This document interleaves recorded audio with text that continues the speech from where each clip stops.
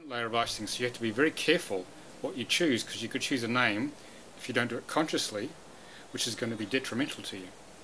So people take names very casually, but they're very critical.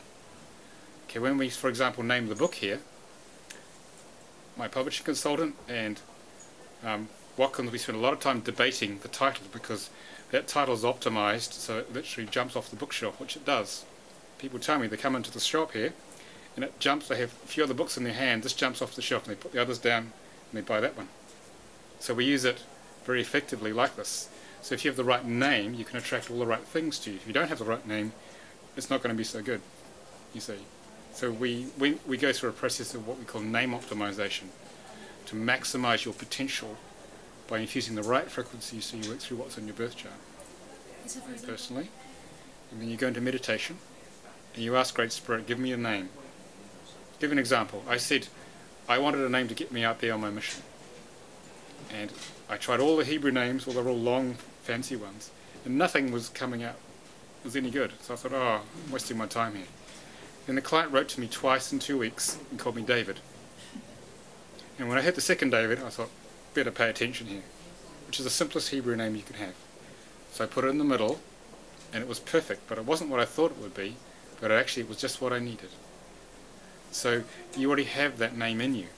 It's just about working out how to get to it and converging on what's already there, because it's already in the plan. The fact that you've heard about it today means your soul say, pay attention, Reuben. There's something for you.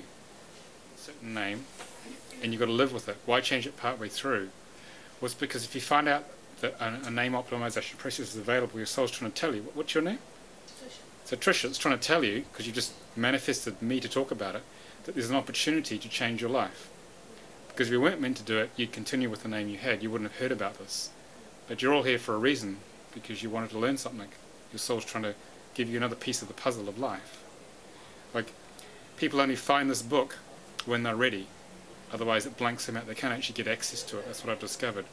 And people either get it, or they give it 1 star on Amazon and say, I don't understand this thing at all, because they're not ready. It's either 1 star or 5 stars, or 4 or 5. It's a really interesting phenomenon that we've noticed. Because you've got to reach a certain level of consciousness and growth to be able to handle the powerful truth of this. Okay? Because what happens with a book is that people start reading it, average read time is 24 to 72 hours. Some people don't go to sleep, they just start it and they don't stop when they realize what it is. It's the answer to what they wanted to know their whole life. So you're all here for a reason. So if that's there, and the opportunity to transform your life is right there with this work. And there's a belief in the matrix that you've got your karma, and you've got to sleep in. You made your bed, you've got to sleep in with it. Sleep in it. Actually, it's not the case. You can actually transform it a lot faster with this sort of spiritual knowledge.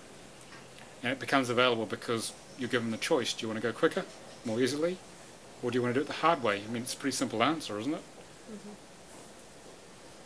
Mm-hmm. You don't have to process all the karma. This is a very much faster way of getting through it. You've got to be conscious of it. There's no need to suffer any more than necessary in the process. Okay, I put it on all written documents, which is a struggle sometimes with bank cards, because they say you can't have that, they abbreviate it. But everything written, if you make it consistently the same name, then the new vibration radiates out to the matrix, and you're creating a completely different life.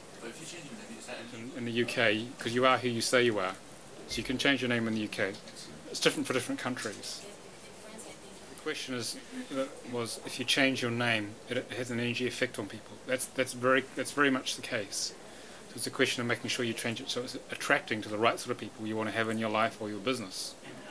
And that's clearly working in the corporate environment there. If this lady, what's your name? Laura. Nora. Sorry. No. Okay, so Nora Angela's talking about dropping her surname and just going with Nora Angela. No, I'd want to. Yeah.